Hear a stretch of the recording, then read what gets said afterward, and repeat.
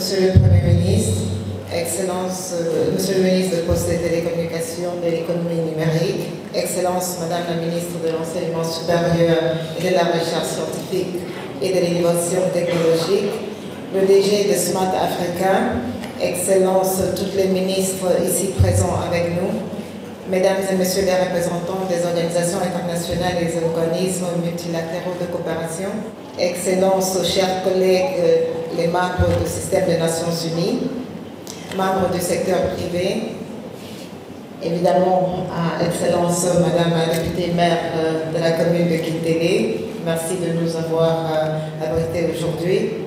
Mais surtout pour ceux qui sont ici aujourd'hui, c'est à cause de vous que nous sommes là, les chers étudiants. Bonjour, monsieur et madame. C'est pour moi un insigne honneur et un privilège de m'adresser à vous à l'occasion de cette inauguration du Centre africain de recherche sur l'intelligence artificielle. Votre présence ici aujourd'hui témoigne de l'intérêt que vous portez au potentiel énorme des technologies numériques, en particulier l'intelligence artificielle, pour améliorer les efforts du développement africain et la réalisation des objectifs de développement durable. Comme disait Madame la ministre de la Recherche scientifique, Nelson Mandela disait souvent, c'est toujours impossible, it's impossible until it's done. I don't know what the French translation is. Et pour moi, être ici aujourd'hui à l'inauguration officielle du Centre africain de recherche en intelligence artificielle est vraiment un de ces rêves où nous pensons, nous rêvons, et un jour, elle est faite. Et je crois que c'est une fierté pour le Congo. Et nous voulons d'abord, avant de commencer et continuer l'allocution, remercier son Excellence, Monsieur le chef de l'État, le président Denis Sassou Nguesso, pour nous avoir offert et accordé cette confiance en nous pour pouvoir travailler sur la réalisation de ce centre. J'aimerais aussi remercier évidemment son Excellence, Monsieur le Premier ministre, et tout le gouvernement, parce que c'est vrai, ce n'était pas une réalisation seulement de Monsieur Ibongo qui était, je pense, le premier flambeau, qui a pris le premier flambeau, mais aussi le président de l'université qui est avec nous ici aujourd'hui, qui a vraiment, il y a de cela 1 an et moins 2 jours que nous étions ici pour annoncer l'inauguration, ou à cette époque, le rêve, Monsieur le ministre et Monsieur le Président, de cette centre. Aujourd'hui, moins d'1 an après, en Afrique qui remplit ses promesses à la jeunesse, en Afrique qui est en marche, en Afrique, je pense, qui assurément embrasse la 4e révolution industrielle, est en train d'être née, et nous espérons qu'avec cette jeunesse qui est avec nous aujourd'hui, vous allez prendre cette rêve, vous allez la faire la vôtre, et sûrement, comme a dit Madame la ministre, rendre le Congo et l'Afrique un rayonnement de l'intelligence artificielle. Mesdames et messieurs, aujourd'hui nous sommes sans nul doute franchi, nous avons sans nul doute franchi une étape importante dans notre démarche globale, celle de faire des nouvelles technologies, le fer de lance de l'économie africaine. Comme nous le savons tous, l'Afrique a une opportunité unique de développer sa compétitivité grâce à l'intelligence artificielle. Cette technologie, faut-il le rappeler, a le potentiel d'apporter une myriade de changements positifs dans des secteurs tels que le soin de santé, les services financiers, les transports, la logistique, l'éducation, le secteur de l'énergie, les services gouvernementaux, pour aider à résoudre les problèmes économiques auxquels l'Afrique est confrontée. Concrètement, selon PricewaterhouseCoopers, l'intelligence artificielle devrait améliorer de 40% l'efficacité des entreprises d'ici 2035. Soit un plus-value de à peu près 14 000 milliards de dollars pour le PIB mondial et 14%, dont 1,200 milliards de dollars pour l'Afrique. Cette technologie s'impose ainsi comme la plus importante opportunité commerciale dans un climat économique très dynamique, tant en améliorant le quotidien des milliards d'individus. Comment est-elle née cette idée, juste pour vous placer, et c'était la Madame Clinton qui disait, à la sortie de chaque crise, ou bien dans chaque crise, il faudrait-il que nous en profitons.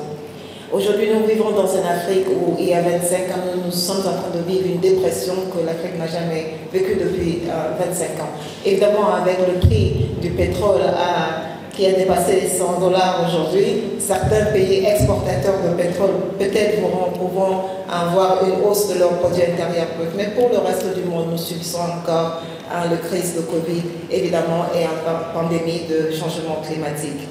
Au centre de cette question de Covid, et pour comprendre un peu comment on pouvait, en Afrique, étudier la contamination du Covid entre nos populations, nous avons essayé de développer avec les collègues de la Commission économique pour l'Afrique et tout le système des Nations Unies, une logiciel pour comprendre un peu les déplacements des populations.